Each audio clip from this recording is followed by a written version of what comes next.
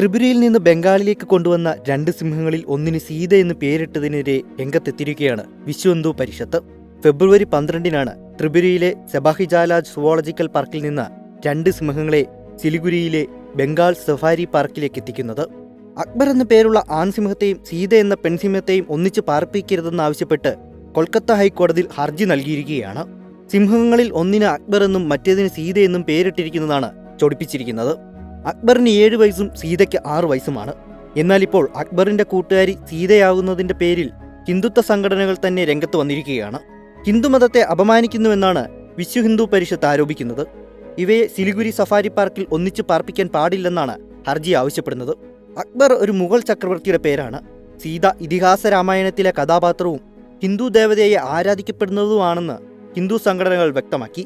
ഇന്നലെയാണ് VSP പ്രവർത്തകർ സംസ്ഥാന സർക്കാരിനെതിരെ രംഗത്ത് വന്നത്. വിശ്വ പരിഷത്തിന്റെ ബംഗാൾ ഘടകമാണ് സിംഹങ്ങളുടെ പേരുകൾക്കെതിരെ ഹർജി സമർപ്പിച്ചിരിക്കുന്നത്. ഇവർ സീതയുടെ പേര് മാറ്റണമെന്നാണ് ആവശ്യപ്പെട്ടിരിക്കുന്നത്.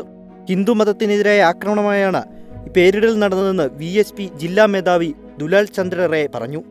ബംഗാൾ സഫാരി പാർക്കിൽ കൊണ്ടുവന്ന സിംഹത്തിന് സീത എന്നാണ് പേരിട്ടിരിക്കുന്നത്.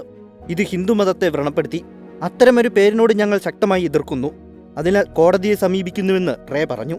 സർക്കാർ രേഖകൾ പ്രകാരം 2 സിംഹങ്ങൾ എത്തിയവ ആൺ പെൺ സിംഹങ്ങളാണെന്ന് തിരിച്ചറിഞ്ഞതായി VSPയുടെ അഭിഭാഷകനായ ശുഭങ്കർ ദത്ത പറഞ്ഞു. അവർ ഇവിടെ എത്തിയതിനു ശേഷം അവർക്ക് അക്ബർ എന്നും സീത എന്നും പേരിട്ടു. സീത എന്ന പേര് മാറ്റണമെന്നാവശ്യപ്പെട്ടിട്ടുണ്ട്. സംസ്ഥാന മൃഗശാല അധികൃതരെയും ബംഗാൾ സഫാരി പാർക്ക് ഡയറക്ടറെയും കേസിൽ കക്ഷി ചേർത്തിട്ടുണ്ടെന്നും ദത്ത പറഞ്ഞു.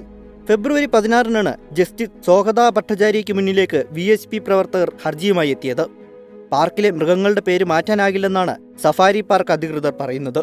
പാർക്കിലെത്തുന്നതിന് മുമ്പ് തന്നെ സിംഹങ്ങൾക്ക് പേരുണ്ടെന്നാണ് ബംഗാൾ വനം വകുപ്പ് വിശദമാക്കുന്നത്. കേസ് ഈ മാസം 20-ന് പരിഗണിക്കും.